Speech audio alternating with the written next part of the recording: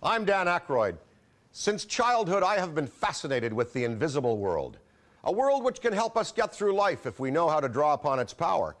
A world serving positive projections, wherein you use your own personal, mental, and spiritual abilities to believe and subsequently make true the things that you want to happen for yourself.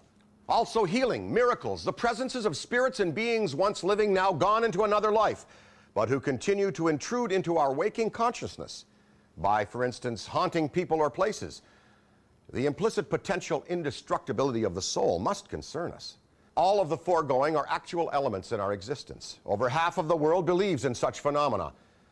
There are plenty of photographic and audio materials, both conventional and digital, and also some trace physical evidence which support the premise that ghosts, UFOs and their occupants, plus other non-worldly presences exist. They indicate a supra-form of reality as valid as our normal reality.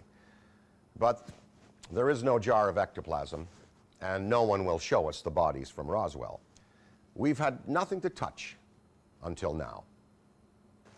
This is an accurate glass rendering of a human skull, designed by my friend, renowned American portraitist and landscape painter John Alexander, whose most recent exhibitions include showings at the American Wing of the Smithsonian Institution in Washington, D.C., and at the Houston Museum of Fine Art in Houston, Texas.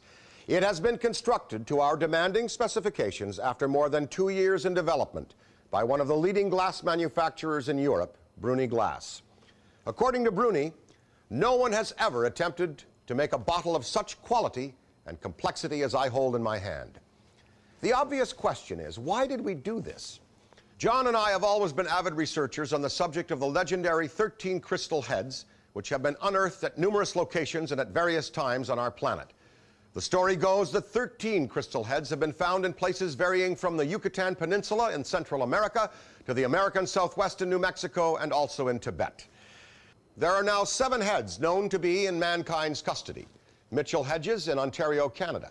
Smithsonian Institution's Exhibits 1 and 2, the British Museum piece, Max in Texas, the Cross in Mexico City, and one currently owned by a woman in the Southwest who claims that she had to finally put it in a closet after he or she began speaking to her.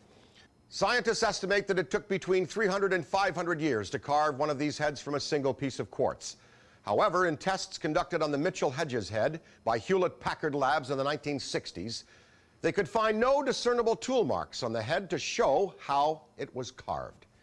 Equally fascinating is that, according to both physicists and jewelers, these heads should not exist, but should have shattered in the course of making them.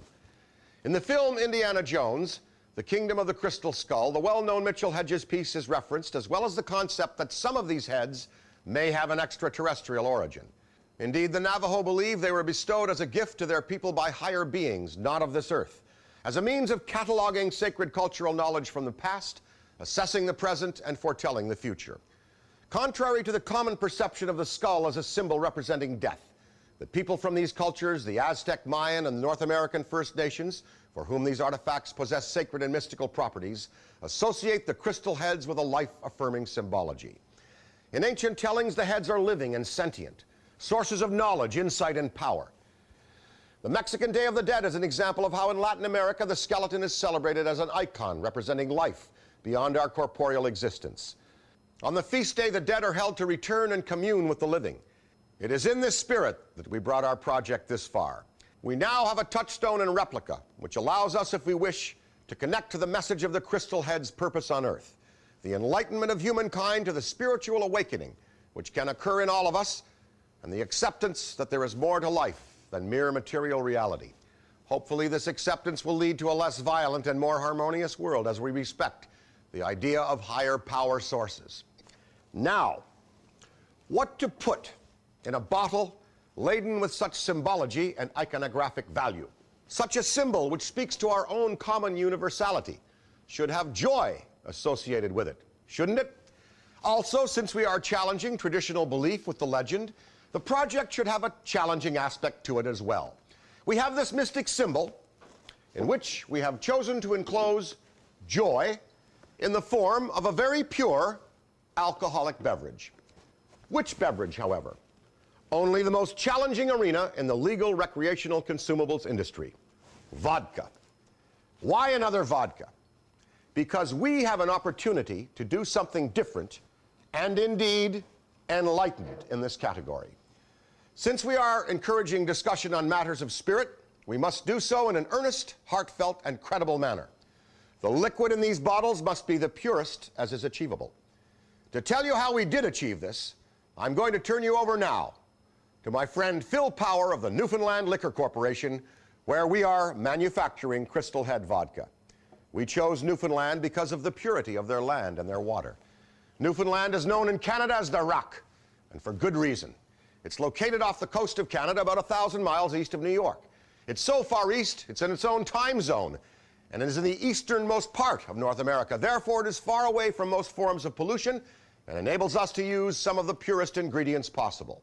Here's Phil to tell you more. Thanks, Dan. We were very excited when you brought this project to us. In order to make Crystal Head Vodka, we use the purest alcohol available. It's not double distilled, it's not triple distilled, it's quadruple distilled. This alcohol contains no fusel oils. These are compounds or impurities that are found in whiskeys, brandies, and rums, and we certainly do not want to have these in Crystal Head Vodka. The next step in making Crystal Head Vodka is to use pure Newfoundland water. We take this water and blend it with our alcohol, and then we triple filter it through carbon to ensure its complete neutrality. Just when we thought we could not make Crystal Head Vodka any more pure, Dan came up with a suggestion. He proposed filtering it through diamonds. We triple filter the vodka through 500 million year old crystals known as Herkimer diamonds. No one can explain why, but people who have tasted the vodka have noticed a difference, perhaps an even greater purity of spirit. We then hand fill each bottle and put it in this unique gift box before sending it out to you to enjoy. Back to you, Dan. Thanks, Phil. Now, today, although the majority of vodka drinkers prefer absolutely no taste whatsoever in their beverage, we are confident that people will enjoy the very slight, creamy sweetness given to the tongue and palate from a serving of Crystal Head, triple Herkimer diamond filtered Newfoundland Deep Aquifer Pure Spirit Vodka.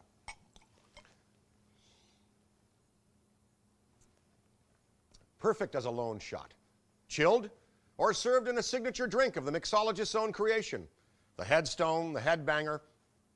Whether you wish to explore and discuss the mystical implications of your life on this amazing plane of existence or not, as you enjoy a fine premium beverage, the truth is that this is a luxury vodka in a cool bottle and, at my personal request, manufactured to bring you a truly non-enhanced, pure spirit.